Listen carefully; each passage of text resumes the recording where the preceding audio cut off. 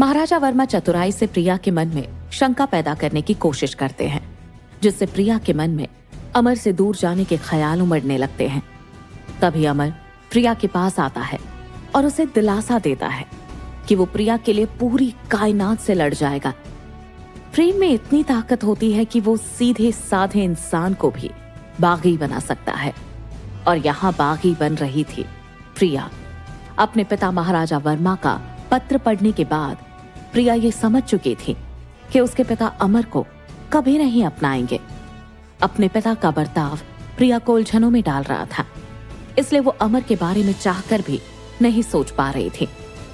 पर जिनके रास्ते किस्मत ने जोड़ रखे हो, वे साथ हो या नहीं, इससे क्या फर्क पड़ता है। प्रिया कुछ वक्त के लिए बेकल खिड़की पर बैठी हुई थी। कभी उसे अमर की चिट्ठी देना याद आता, तो कभी अपने पिता का पत्र। थोड़ी देर आंखें बंद करने के बाद उसके मन में अचानक एक छवि उभर आई, उस औरत की जिसका सिर घूंघट से ढका हुआ था। पर प्रिया ने इस बात पर ज्यादा ध्यान नहीं दिया। कभी कभी कायनात हमें इशारे करती है हमारे सही और गलत फैसलों के लिए, पर हम उन संकेतों पर भरोसा नहीं कर पाते।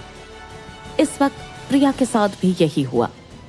खैर, प्रिया की आंखों में जैसे वो छवि आई, उसने अपनी आंखें खोली और अपना प्रिय वाद्य बांसुरी लेकर बैठी और उसे बजाना शुरू किया। इंसान जब किसी से कुछ कह नहीं पाता, तब वो कला का सहारा लेता है। हालांकि हमने कला को कोई खास महत्व नहीं दिया है, पर कला ने उस व्यक्ति का साथ कभी नहीं छोड़ा जिसने कला को अपनाया हो। ठीक वैसे ही प्रिया ने भी अपनी वेदना जाहिर करने के लिए संगीत चुना। जैसे उसने बांसुरी बजानी शुरू की, उसकी तेज चल रही सांसें नियंत्रण में आने लगी। उसका बेकाबू मन फिर से उसके बस में होने लगा और उसने फिर से अपने अंदर अमर के साथ रहने की उम्मीद जगा ली। वहीं दूसरी तरफ अमर और प्रिया का प्यार एक दूसरे के लिए उमड़ता देख महाराजा वर्मा ने सैनिकों को प्रिया पर नजर रखने को कहा। प्रिया का ध्यान जैसे ही इन गतिविधियों पर पड़ा, उसने सोचना शुरू किया कि वो व्यक्ति कौन हो सकता है जिसने महाराजा वर्मा को उसकी और अमर की मुलाकात की सूचना दी हो। बहुत सोचने पर भी ऐसा चेहरा प्रिया के जहन में नहीं आया जो उससे दगा करे। आखिरकार बचपन से लेकर अब तक महल के छोटे बड़े सभी लोगों ने प्रिया को लाड़ से ही रखा है। महल के कुछ सेवक तो प्रिया को लाड़ो भी कहते हैं। प्रिया ने अपने इस ख्याल को आराम दिया और इस बात को भी कि वो नकाबपोश कौन हो सकता है। दिन बीतते जा रहे थे और अमर और प्रिया का प्यार महाराजा वर्मा की आंखों में चुभने लगा था। इतना कि वो खुद भी नहीं समझ पाए कि कब उनका प्रिया के लिए प्यार नफरत में बदल गया। प्रिया और अमर का प्यार फूल जैसा था जो तमाम नफरतों के बीच खिल रहा है, जिसकी खुशबू महल के चारों कोनों में महक रही थी। सच्चा प्यार जब भी जिंदगी में दस्तक देता है, वो हमारे अंदर के सारे डर खत्म कर देता है। सिर्फ डर ही नहीं, बल्कि हमारी भीतर छुपी क्षमताओं को भी बाहर ले आता है। अमर का प्रेम प्रिया के अंदर की दबी हुई क्षमता को बाहर ले आया था। वो प्रिया जिसकी आदत थी सारी बातें मन में रखना, वही प्रिया अब दुनिया से बगावत करने को तैयार हो चली थी। प्रिया खुद भी नहीं जान पाई कि वो कब अमर पर भरोसा करते करते खुद पर भरोसा करना सीख गई। अब तक महीनों बीत चुके थे। प्रिया और अमर कभी चिट्ठियों में बातें करते, तो कभी सिर्फ एक दूसरे को याद करके ही रह जाते। प्रिया अपनी चिट्ठियों में हमेशा अमर से मुलाकात की बात करती और अमर जवाब में अपनी भेजी हुई चिट्ठी में मोगरे का इत्र छिड़क कर भेजता और कहता, मैं जल्द ही आऊंगा तुम्हें लेने। इस खुशबू के साथ प्रिया अमर का इंतजार करने लगती। पर एक दिन प्रिया का इंतजार खत्म हुआ और अमर उससे मिलने आया, चोरी छिपे उसकी खिड़की से, जैसे वो हर बार आया करता था। महल की बड़ी बड़ी दीवारों को पार करना, सिपाहियों से बचना कभी आसान नहीं रहा था, पर प्यार में तो इंसान 7 समंदर पार कर जाता है।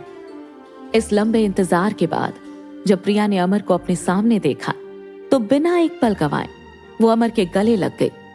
अमर ने कुछ कहने की कोशिश की, पर प्रिया ने उसकी बात काट दी और कहने लगी, मुझे सुनने दो तुम्हारी दिल की धड़कनें, महसूस करने दो खुद को। ये सुनते ही अमर ने प्रिया को और भी ज्यादा कस लिया अपनी बाहों में और दोनों चुपचाप लिपटे रहे, जैसे मोती धागों से लिपटते हैं। अमर ने अपने हाथ से प्रिया के कंधे से उसके बाल हटाए और उसकी गर्दन पर अपने होंठ रख दिए। तब प्रिया की सांसें और गहरी हो गई और उसने जोर से अमर को पकड़ लिया। अमर ने धीरे से प्रिया का चेहरा उठाया, कुछ पल उसके होंठों को देखा और फिर अपने होंठ उसके होंठों पर रख दिए। प्रिया के मन में उठी बेचैनियों की सारी लहरें अमर के स्पर्श से शांत हो गई, जैसे नदी शांत हो जाती है समंदर से मिलने के बाद।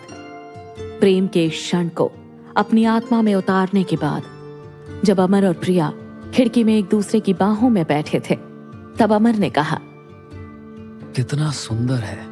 क्या? चांद। और मैं? आप राजकुमारी, आप चांद से भी ज्यादा सुंदर हैं। अमर की बात सुनकर दोनों हंसने लगे कि तभी प्रिया ने परेशान होकर कहा, चलो निकल चलते हैं, यहाँ इन बंदिशों में मेरा दम घुटने लगा है। मैं अब और एक पल भी आपके बिना नहीं रहना चाहती। प्रिया की बात सुनकर अमर कुछ देर खामोश रहा और फिर उसने कहा, आज से ठीक 5 दिनों के बाद चंद्र ग्रहण है। इस दिन हम दोनों के राज्यों में सैनिक कम मात्रा में तैनात होंगे। मैं तुम्हें महल के बाहर वाले बेल के पेड़ से लालटेन की रोशनी दिखाऊंगा और तभी तुम महल के पीछे वाले रास्ते से निकल जाना। उस दिन वहां सैनिकों का जमावड़ा नहीं होगा। फिर हम दोनों साथ निकल जाएंगे इस ठाट बाट वाली दुनिया से कोसों दूर, जहां पर कहीं सरल जीवन हो, तुम हो, मैं हूं और हमारा संसार हो। अमर की बातें सुनकर प्रिया के चेहरे की खोई मुस्कान वापस लौट आई और वो जैसे अपनी खुशी जाहिर करने के लिए उठी। प्रिया ने महल की सबसे पुरानी नौकरानी लज्जू अम्मा के पांव देख लिए। उस वक्त प्रिया की आंखें फटी की फटी रह गई। तब प्रिया को समझने में एक पल भी नहीं लगा कि महाराजा वर्मा का गुप्तचर कौन हो सकता है। प्रिया ने मन ही मन सोचा, लज्जू अम्मा, ये तो वही औरत है जिसने बचपन से लेकर अब तक हमें अपनी बेटी से ज्यादा प्यार दिया, हम पर अपनी जान लुटाई और आज हमारे ही पीठ पर वार कर दिया, वो भी चंद सिक्कों के लिए। जब प्रिया के कमरे की आवाज धीमी होने लगी तो लज्जू अम्मा वहां से चली गई। उनके जाने के बाद प्रिया ने अमर को लज्जू अम्मा वाला किस्सा सुनाया, जिसे सुनकर अमर दंग रह गया और प्रिया को समझाते हुए बोला, तुम्हें संदेह है, भरोसा तो नहीं? अभी किसी से भी तुम्हारा कुछ भी कहना हमारे लिए मुसीबत खड़ा कर देगा। इतना कहकर अमर वहां से निकल गया। इन 5 दिनों में प्रिया के मन में तमाम भाव उमड़ रहे थे, कभी अमर के साथ की खुशी के तो कभी पकड़े जाने का डर। जैसे तैसे वो दिन आ गया, सब कुछ अमर के कहे मुताबिक चलने लगा। वहीं प्रिया भी आश्वस्त हो गई कि लज्जू अम्मा ने किसी से कुछ नहीं कहा है। पर ये तो आप भी जानते हैं, प्यार कभी सीधे रास्ते से चलकर नहीं आता, उसमें इतने घुमाव होते हैं कि कुछ लोग तो साथ ही छोड़ना ज्यादा पसंद करते हैं। अब इन्हें कौन समझाए? प्यार की मिसालें तो वहीं दी जाती हैं जो आखिरी सांस तक साथ देते हैं, वरना चंद पल साथ गुजारने को प्यार कहना प्यार पर कालिक डालने जैसा है। और अमर प्रिया का प्यार तो मिसाल बनने जा रहा था।